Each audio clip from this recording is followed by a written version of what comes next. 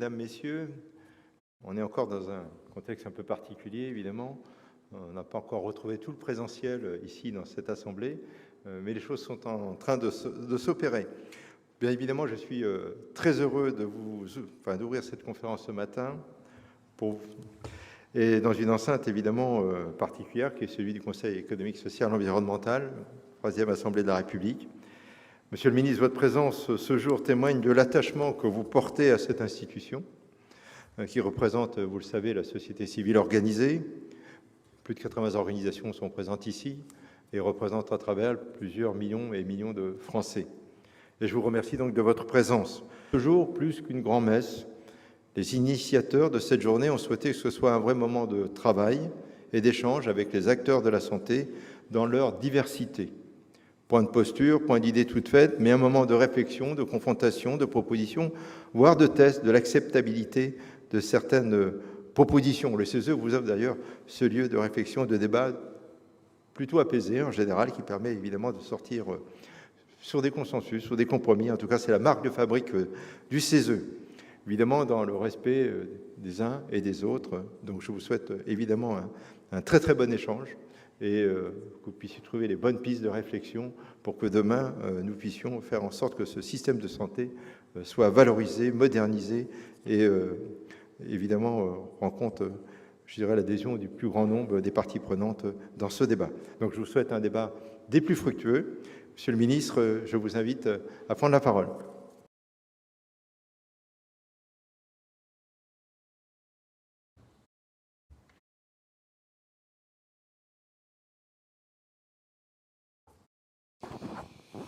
Monsieur le Président du Conseil économique, social et environnemental, Mesdames et Messieurs les conseillers, chers tous, ces dernières semaines, notre pays a fait face à l'impensable.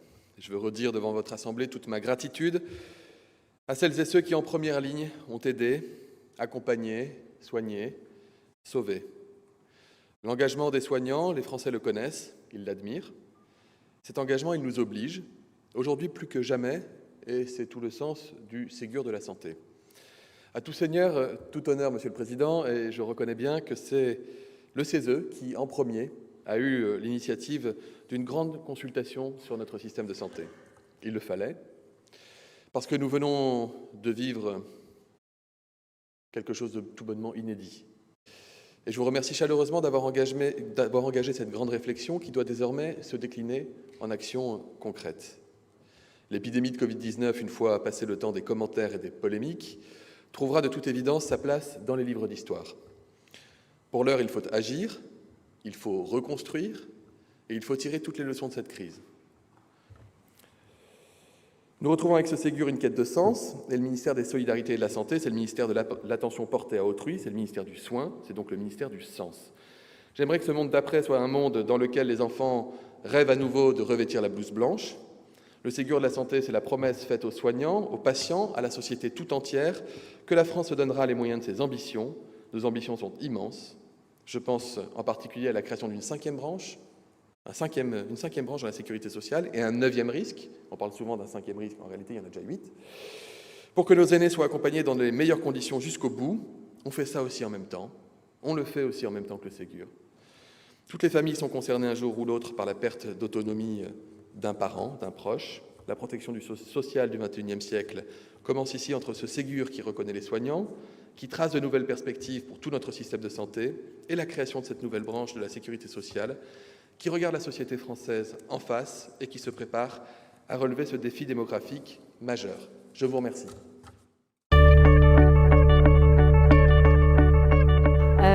Maintenant, je vais demander à M. Daniel Guilherme, qui est président de la Fédération française des praticiens de santé et de la Fédération nationale des infirmiers, de réagir à cette première vidéo en quelques instants, s'il vous plaît. Je rejoins en fait ce que disait Jean-Paul Ortiz tout à l'heure, c'est-à-dire que le Le postulat de base sur lequel il faut travailler, c'est bien sûr la coordination avant de travailler sur les structures. On a le sentiment aujourd'hui qu'effectivement, l'inscription dans la loi de certaines structures font qu'on aura en fait demain l'alpha et l'oméga qui nous permettra de résoudre tous les problèmes de santé. La crise l'a bien montré, effectivement. Alors même si il y a eu des facilitations sur des territoires où des CPTS étaient installés, il ne faut pas oublier et ne pas obérer que sur l'immense majorité des territoires, là où il n'y en avait pas de CPTS, les professionnels ont su s'organiser en pluriprofessionnalité avec les pharmaciens, avec les médecins traitants, avec les auxiliaires en fait, médicaux, les praticiens de santé. Aujourd'hui, en France, il y a à peu près 240 000 praticiens de santé, 130 000 infirmières libérales, 70 000 kinésithérapeutes, 20 000 orthophonistes, enfin j'en passe. Mais le système de santé est un système complexe qui comprend énormément de rouages, et se focaliser en fait sur un rouage, c'est peut-être passer à côté de l'essentiel. Alors la transversalité, effectivement, c'est la coordination. Maintenant, les modalités de coordination peuvent être plurielles, et c'est sur ces problèmes-là qu'il faut travailler. Aujourd'hui, ce qu'on constate depuis 2009, c'est-à-dire la loi Bachelot, la loi Touraine derrière et maintenant la loi Ma Santé 2022, c'est qu'il y a un manque de clarification de cette notion de coordination. C'est-à-dire que les textes sédimentent 3 niveaux de coordination, les équipes de soins primaires en premier niveau, les CPTS en second niveau et maintenant les services d'appui à la coordination ou les ex-PTA, plateformes territoriales d'appui à la coordination. Il faut absolument qu'on clarifie ces niveaux de coordination. Pourquoi? Parce que même dans l'intervention de Thomas Mesnier, on a le sentiment qu'aujourd'hui, les CPTS vont faire de l'activité de soins. À l'origine, les CPTS ne sont pas prévus pour faire de l'activité de soins. Elles sont prévues pour coordonner les parcours et faciliter l'accès aux soins.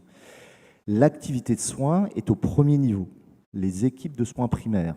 Et là, on est dans la coordination clinique de proximité. Aujourd'hui, ce qu'on constate sur le terrain, c'est qu'on a des structures qui se définissent comme des équipes de soins primaires qui concernent 80 professionnels, voire 100 professionnels.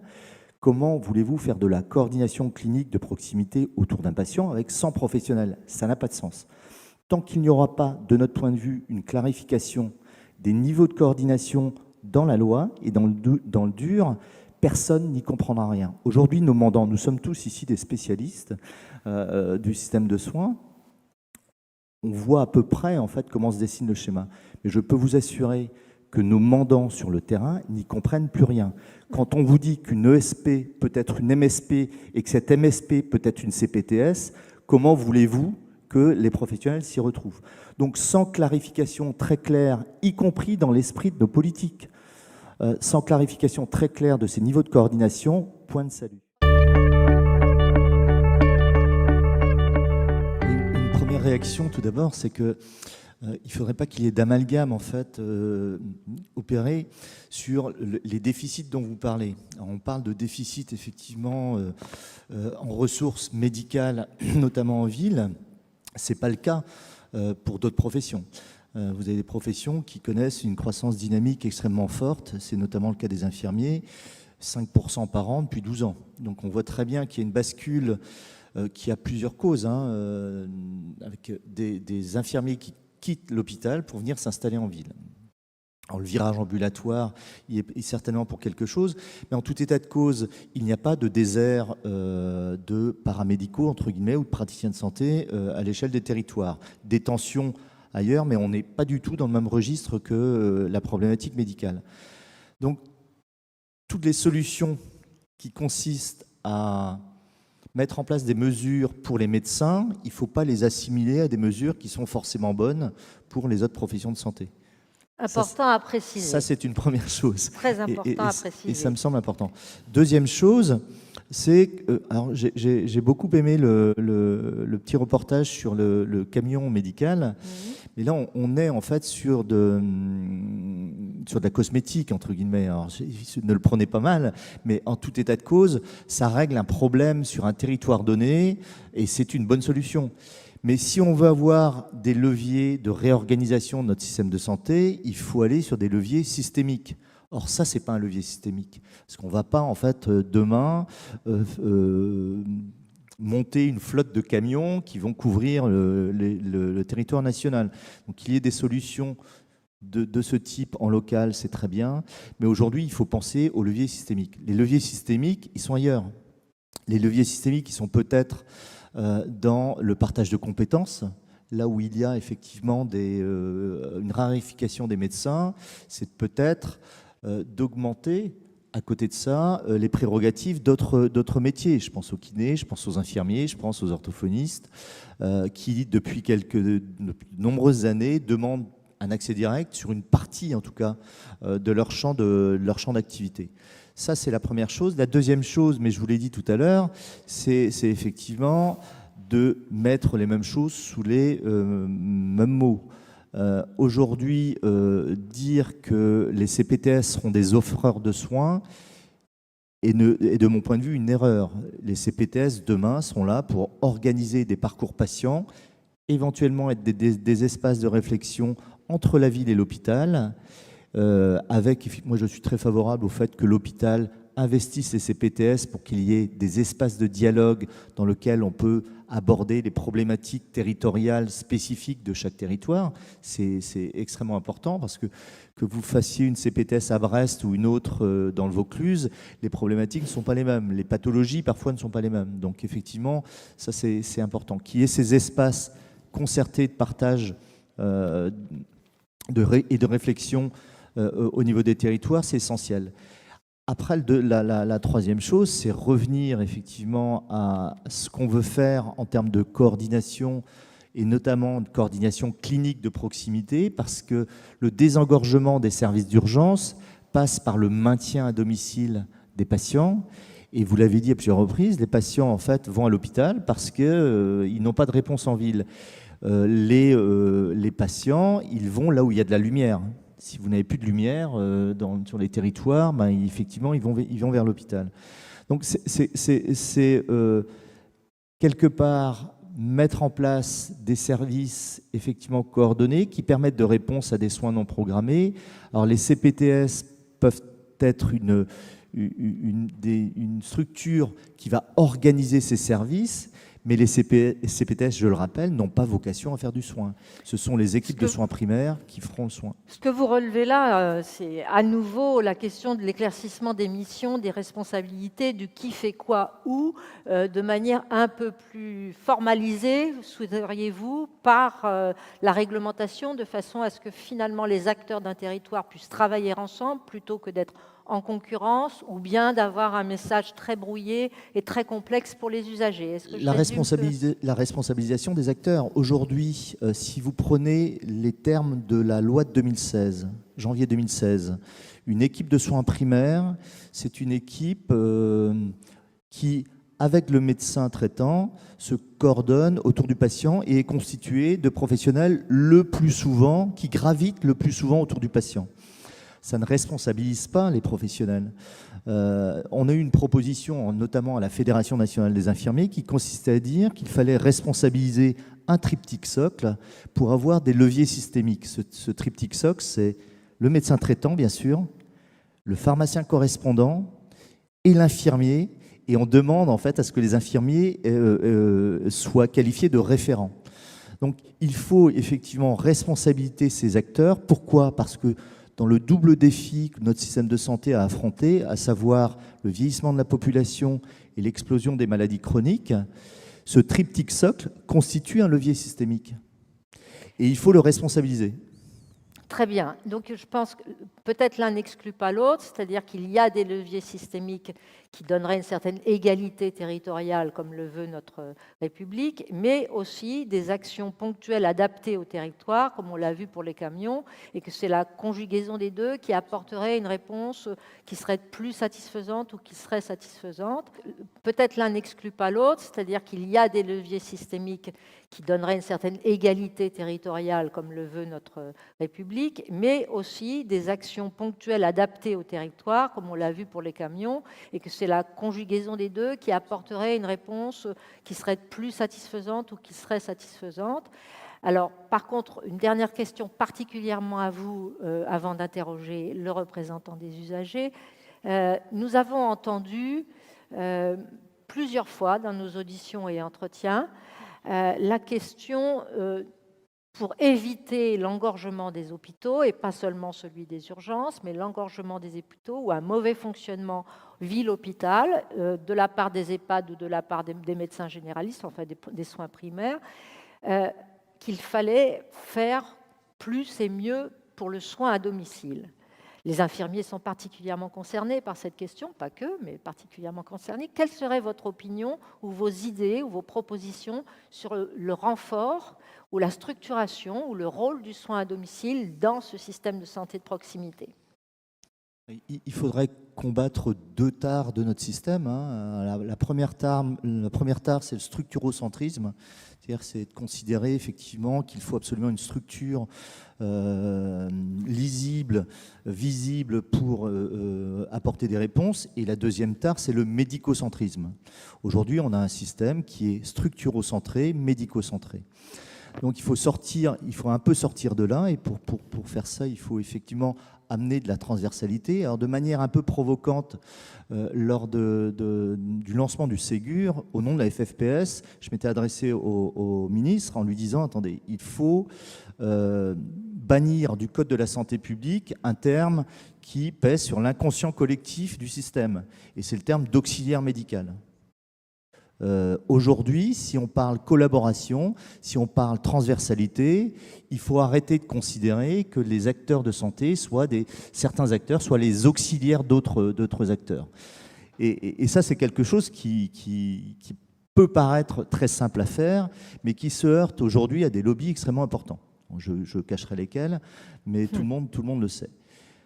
Une fois qu'on a dit ça, c'est vrai que le maintien à domicile, et on l'a vu, nous, au niveau de la crise Covid et à l'aune, en fait, de la gestion de cette crise, les infirmières libérales ont été les seuls professionnels de santé à assurer la première ligne au domicile des patients, avec une double problématique, celle des EPI, des équipements de protection individuelle, qu'il nous a fallu aller chercher dans les entreprises, et puis de manière à maintenir au maximum ces patients à domicile, qu'ils n'aillent pas engorger les services d'urgence, notamment les patients chroniques et les patients immunodéprimés. Et puis, deuxième chose, de ne pas être, dans la mesure où nous visitons entre 40 et 60 patients par jour, ne pas être des vecteurs de contamination de ces patients. Parce que si vous imaginez bien que si vous êtes mal protégé, si vous n'appliquez pas les gestes barrières, si vous n'avez pas les équipements, vous pouvez être un vecteur en fait de contamination. Donc on a tenu cette ligne-là, et on l'a fait de manière très professionnelle et très efficace, puisque nous avons eu à peu près, à notre connaissance, peu de décès chez nos mandants, c'est-à-dire peu de décès chez les infirmières libérales, d'une part, et d'autre part, en fait, pas d'infirmières libérales à l'origine de clusters. Donc c'est aussi important. Et on a réussi effectivement à soulager la ligne en fait d'urgence. Donc le domicile demain, dans le cadre de la stratégie de transformation du système de santé, c'est le postulat de base, puisque le virage ambulatoire nous dit que les durées moyennes de séjour vont continuer à s'accélérer, et que ces durées de moyenne de séjour vont verser en ville des patients qu'il faudra bien maintenir à domicile. Donc on a effectivement ce virage qui est en train de s'opérer. Alors si je vais un tout petit peu plus loin, vous nous parlez des infirmières libérales de ville. Il y a aussi bien sûr les infirmières et les infirmiers et les infirmières à l'hôpital. Comment voyez-vous la coordination entre l'hôpital et la ville de ce point de vue, et peut-être même entre ces infirmiers et infirmières, pour la continuité des soins à la sortie de l'hôpital, ou peut-être pour éviter une hospitalisation? Et même, je vais vous soumettre une nouvelle proposition citoyenne qui parlait de l'inclusion des soignants, des médecins, des infirmiers, des cadres et aides-soignants dans la gouvernance de l'hôpital. On en reparlera fort probablement cet après-midi, parce qu'ils connaissent la réalité du terrain. Je dirais même dans la gouvernance locale de l'organisation du système de santé ou de la prise de décision. Comment vous imaginez ce rôle et cette articulation entre la ville et l'hôpital du point de vue des infirmiers et des aides-soignants qui, eux aussi, interviennent à domicile pour les personnes âgées? Je peux me baser sur une expérimentation, en fait. On est dans une dynamique de développement de la chirurgie ambulatoire et les infirmiers ont développé un outil qui est expérimenté dans les Hauts-de-France aujourd'hui, qui s'appelle, c'est une plateforme EasyPad qui permet effectivement cette bonne coordination en amont, en pair et en post-opératoire. Et sur des durées d'hospitalisation très courtes, puisque la chirurgie ambulatoire, c'est 12 heures. 12 heures d'hospitalisation. Donc, on a des outils, ce sont les outils en fait interopérables qui permettront demain de faire le lien entre les différents services. Alors, je reviendrai sur ce que disait le docteur Jean-Paul Ortiz tout à l'heure, c'est que il ne s'agit pas demain de projeter en ville des équipes hospitalières. Parce qu'en fait, ça va créer de la distorsion à l'échelle des territoires et on va en fait arriver à des objectifs qui ne sont pas forcément recherchés. Donc aujourd'hui... De la concurrence, vous voulez dire en mot simple et très clairement des compréhensible. distorsions de concurrence. Et on l'a vu, nous, durant la crise Covid, où vous avez dans les régions hors cluster, c'est-à-dire là où les hôpitaux étaient un peu plus désœuvrés parce que pas de programme opératoire, etc. On a vu des équipes hospitalières se projeter sur la ville pour aller organiser des centres Covid. Ça ne s'est pas très bien passé à l'échelle des territoires. Pourquoi ? Parce que vous aviez aussi des acteurs de ville qui, en ville, considèrent qu'il était plus légitime pour eux d'être sur le terrain au niveau de la ville. Donc aujourd'hui, ça très clairement, il faut aussi le définir, qui fait quoi, sur quel secteur. Vouloir absolument hybrider, en fait, faire des hybridations d'exercices entre le secteur hospitalier, on voit très bien en fait, qu'il y a une espèce de concurrence. Et on l'a vu également dans le Ségur et dans la construction de la méthodologie au niveau du Ségur, pareil. On voit très bien qu'il y a un cloisonnement en fait, ville-hôpital, mais aujourd'hui, il faut créer des espaces de discussion, et les CPTS en sont, entre la ville et l'hôpital, non pas pour faire de l'activité de soins, mais pour organiser les parcours. Très bien. Alors, quelqu'un d'autre parmi nos invités veut réagir sur cette question avant que nous passions à un autre sujet ? Oui, je vais vous passer un micro. Nettoyer. Un micro nettoyé. Il est nettoyé, celui-là. Voilà, je vous en prie. Oui, merci. Effectivement, je pense qu'effectivement, on est bien conscient qu'il y a une coordination nécessaire ville-hôpital. Je pense que le fait de dire que les CPTS ne sont pas offreurs de soins, c'est certes dans la loi, mais néanmoins, c'est elles qui ont organisé, lors de la crise Covid, l'offre de soins. Donc il faut bien voir que réellement, les centres Covid, et ça je rejoins tout à fait M. Guilherme là-dessus, c'est que les centres Covid sont venus pour la plupart de la ville, et ceux qui venaient de l'hôpital, effectivement, n'étaient peut-être pas forcément légitimes, mais néanmoins, on a la notion d'une offre de soins qui émerge lorsqu'on a des situations de crise. Et ça montre bien que finalement, lorsqu'il y a une situation de ce type, on est dans l'obligation, par l'organisation existante, qui est la CPTS, qui peut l'équipe de soins primaires, qui peut être une maison de santé ou un centre de santé, de prendre cette place, puisque, comme l'a très bien dit Monsieur le Ministre, on a une organisation des soignants qui se fait naturellement. Mais cette organisation, il faut encore leur donner certains moyens, et je pense que l'ARS, les agences régionales de santé, ont su, et là il faut leur reconnaître cette souplesse, voilà, d'avoir su financer notamment les centres Covid. Alors ça ne s'est pas fait de la même façon dans toutes les régions, mais on voit que quelque part ça a été un facilitateur, et c'est pour ça par exemple qu'en région Île-de-France, on a plus d'une quarantaine de centres Covid qui ont pu ouvrir et qui ont traité des milliers de patients, et permis aussi d'avoir un gain de chance et d'avoir une amélioration vraiment de la prise en charge des patients en ville. Et je pense que la projection, c'est que lors des questions de désertification médicale, on a réellement cette même situation, cette situation de crise, alors qui est bien sûr beaucoup plus longue dans la désertification médicale, mais il faut y répondre. Et certains acteurs, les collectivités locales, depuis des dizaines d'années pour les centres de santé, mais également les départements, les régions, se sont emparés de la santé. Et je pense que c'est en lien avec les acteurs du territoire. Et on voit très bien que finalement, cette alchimie, ça marche très bien. Ça marche très bien. Et l'hôpital n'est pas totalement étranger à ça. Les hôpitaux s'engagent beaucoup aussi là-dedans. J'entends pas vraiment complètement de divergence. C'est-à-dire il y a une différence entre l'offre de soins elle-même et l'organisation de l'offre de soins et la structuration de l'offre de soins. Jérôme, tu voulais... Pardon, vous vouliez... Pour revenir à l'intervention de Thomas Mesnier, je suis assez surpris qu'il déclare qu'il y ait 600 CPTS en fait, actives au niveau du territoire national.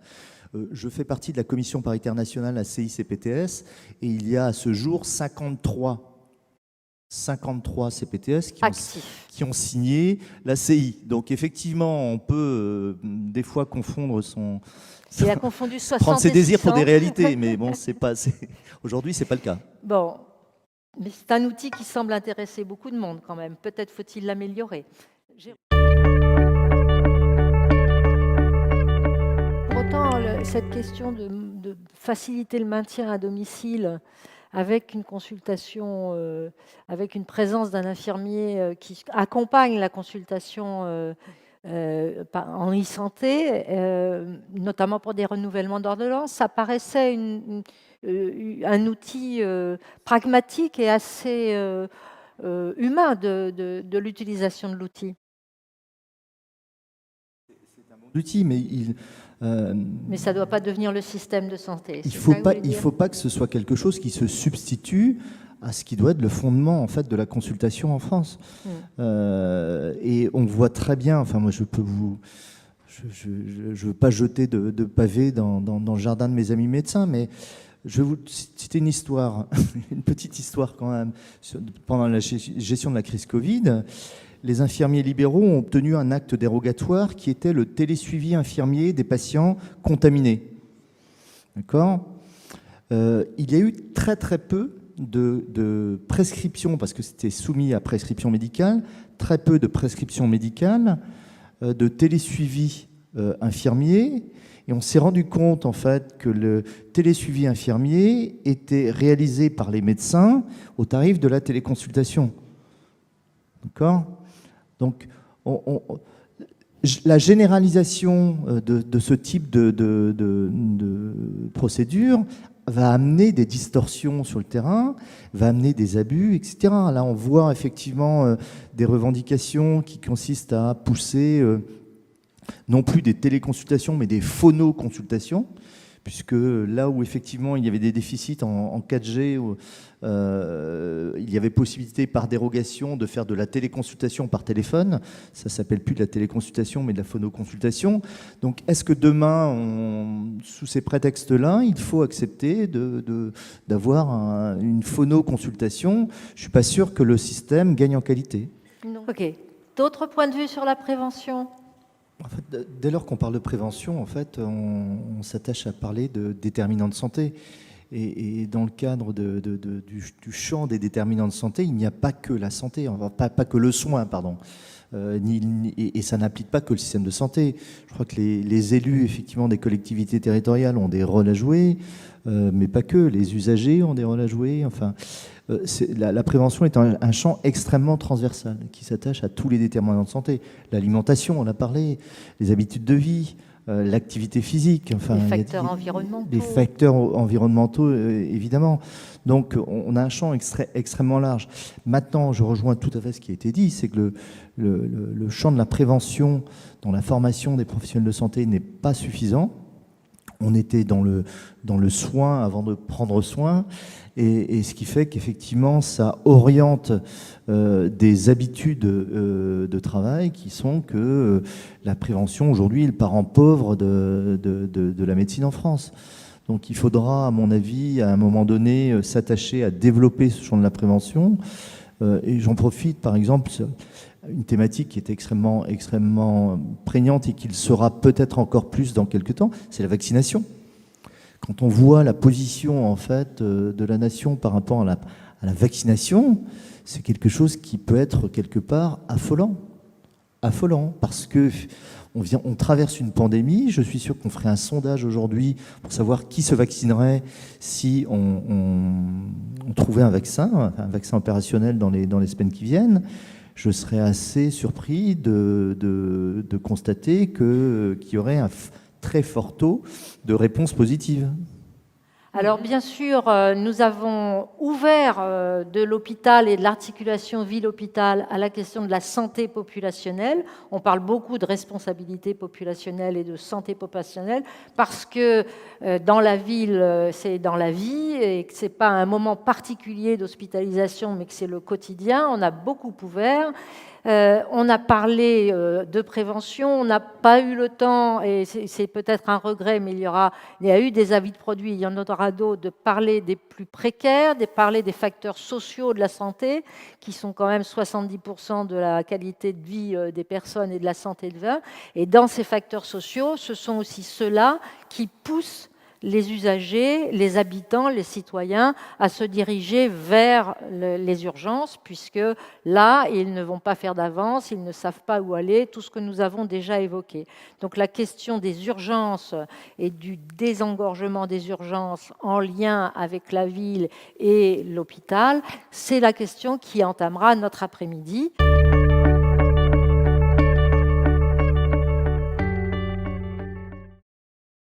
Je voudrais revenir sur une chose que vous venez de dire, monsieur de l'hôpital de Bray, me semble-t-il, c'est qu'aujourd'hui, l'architecture de l'Ondam, en fait, tel qu'il est présent depuis maintenant 1996, puisqu'en fait, l'Ondam est issu des ordonnances de 96, oppose la ville et l'hôpital. Pourquoi? Parce qu'on a le sentiment aujourd'hui qu'on fait des économies d'un secteur vers l'autre. C'est-à-dire que voilà, on serre les boulons, on laisse flotter les rubans sur un secteur et on serre les boulons sur l'autre. Je pense qu'effectivement, il faudrait réarchitecturer l'Ondam en mettant dans ce dispositif là ce qu'on appelle des dispositifs de fongibilité.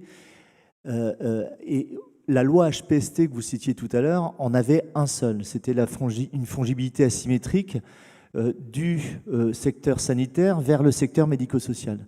Tant qu'on n'aura pas des dispositifs qui prennent en compte les orientations générales de notre système de santé, c'est-à-dire qu'aujourd'hui, on voit très bien que dans la stratégie de transformation du système de santé, les durées moyennes de séjour diminuent, il y a un transfert de charges vers la ville, etc. Il ne faut pas que ça se fasse ça au détriment en fait, d'un secteur par rapport à l'autre. Donc c'est inscrire en fait, dans la réarchitecture de l'Ondam des dispositifs qui permettent de faire des arbitrages, mais des arbitrages qui ne soient pas mal vécus. Je vais vous donner juste un exemple.